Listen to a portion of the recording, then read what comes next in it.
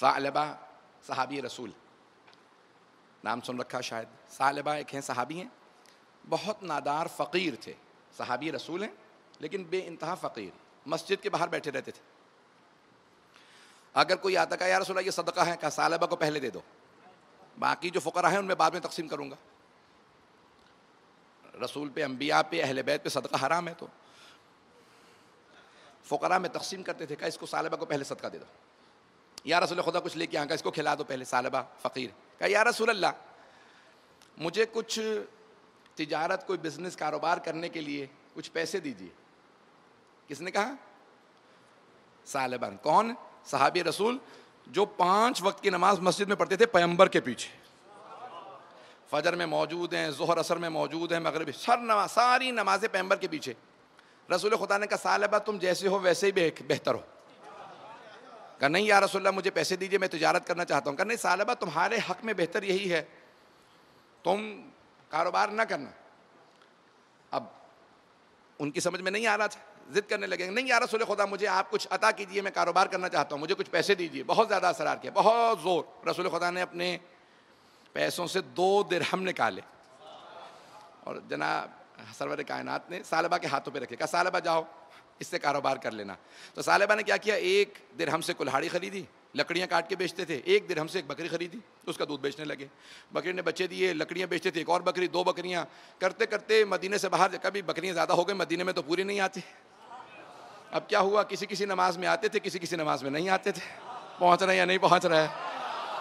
اب آہستہ آہستہ پیسہ آنے سے نمازیں چھوٹنے لگیں.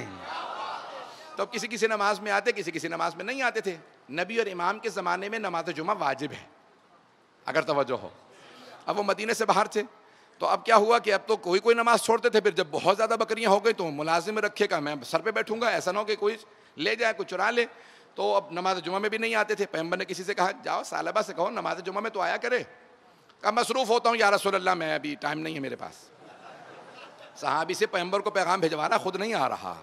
اب ایک دن گزرتے رہے، چند دن گزر گئے. رسول خدا نے کہا کہ ثعلبہ سے کہو اتنا سال گزر گئے ہیں، بکریاں چرا رہا ہے، اس پہ زکوٰۃ واجب ہو گئی. بعض افراد کو جب تک دولت نہ ملے تو با ایمان رہتے ہیں، دولت مل جائے تو ایمان چلا جاتا. دولت مل کے بھی با ایمان رہنے کے لیے خدیجۃ الکبریٰ بننا پڑتا. تو اب ایک مرتبہ سرور کائنات نے کہا بھائی سب پہ زکوٰۃ واجب ہے. ثعلبہ مسلمانوں کلمہ پڑھا تھا، زکوٰۃ واجب ہو گئی، زکوٰۃ دو.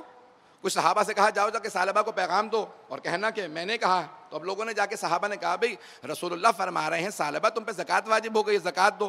تو اب اس نے پیغام بھجوایا، کہا جاؤ جا کے محمد سے کہہ دو پیسہ میرا ہے. رسول اللہ نے کہا، نام لے کے کہا. سرور کائنات کا نام لینے کی اجازت نہیں ہے، نام لے کے مت پکارو.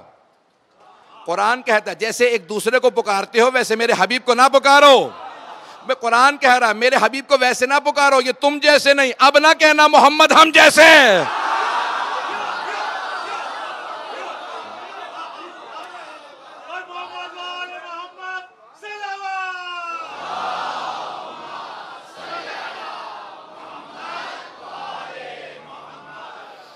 توجہ فرما رہے ہیں عزیزان کرام. تو کہا کہ اب میں گستاخی دہرانا نہیں چاہتا کہ کہا بھئی میرا پیغام دے دینا، پیسہ میرا ہے، میں زکوٰۃ نہیں دیتا. تو انہوں نے آ کے اسی طرح سے رسول خدا سے کہا. پیغمبر اسلام کو دکھ ہوا کہ جسے سب کچھ سب سے پہلے کھانے کو دیتا تھا، اگر کوئی نظر بھی لاتا تھا اسی دے دیتا تھا. اور آج اس نے اتنی کہا کہ یا علی جائیے صرف ثعلبہ سے اتنا کہہ دیں کہ رسول خدا نے کہا ہے میرے 2 درہم واپس کر دے. بھئی کسی اور سے کیوں نہیں کہا؟ اب تک تو دوسروں کو بھیج رہے تھے کہ جاؤ یہ پیغام وہ پیغام، نماز کے لیے آ جائے، اس کے لیے آ جائے، اس کے لیے کہ زکوٰۃ دے دے. لیکن آج کہاں جناب امیر سے کہ یا علی کہیں میرے 2 درہم واپس کر دے. عزیزان گرامی وہ جو پیغمبر کے ہاتھوں سے برکت گئی تھی اسے کوئی اور نہیں لے سکتا تھا، علی کی ضرورت تھی.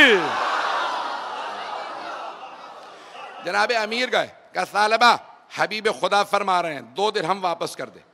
اب جناب امیر کے سامنے تو کچھ کہہ نہیں سکتا تھا، تو فوراً 2 درہم نکالے. کہا اب بہت پیسہ آ گیا میرے پاس، یہ 2 درہم واپس کر دیجئے گا. جناب امیر نے ویسے ہی 2 درہم. کس طرح؟ توجہ میرے ساتھ رکھیے گا. عزیزان گرامی جب انسان آپ مانگتے ہیں تو ہاتھ پھیلا کے کہتے ہیں نا. انسان ہاتھ پھیلا کے مانگتا ہے. مولا نے کہا کہ تو ہاتھ پہ رکھ میں اٹھا لوں گا. میں مانگ نہیں رہا، لے کے واپس جا رہا ہوں۔ مانگنے والے اور ہیں۔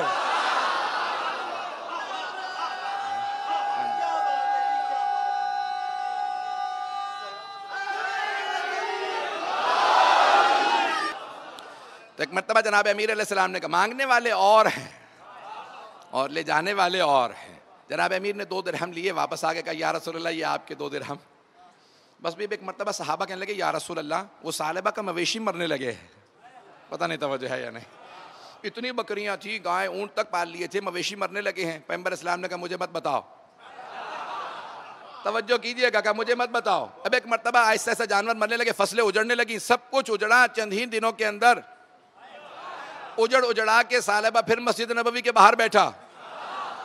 اب صحابہ کہتے ہیں جب بھی پیغمبر اسلام مسجد آتے تھے پہلے ثعلبہ کو سلام کرتے، السلام علیکم یا ثعلبہ، ثعلبہ مجھ پہ سلام ہو۔ لیکن اب جب پیغمبر اسلام آئے تو پیغمبر ایک مرتبہ سیدھے مسجد میں جانے لگے، ثعلبہ سامنے کہا السلام علیکم یا رسول اللہ، پیغمبر نے جواب نہیں دیا، کہا یا رسول اللہ رک جائیے، پہلے آپ مجھے سلام کرتے تھے، اب میں آپ کو سلام کر رہا ہوں، جواب نہیں دے رہے، معاملہ کیا؟ کہا تب تک تیرا امتحان نہیں ہوا تھا۔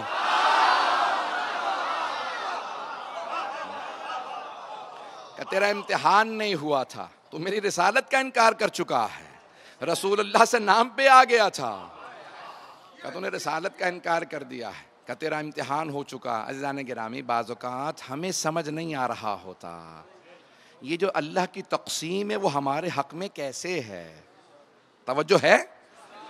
شکوہ نہ کیجئے گا یہ نعمت کیوں نہیں وہ نعمت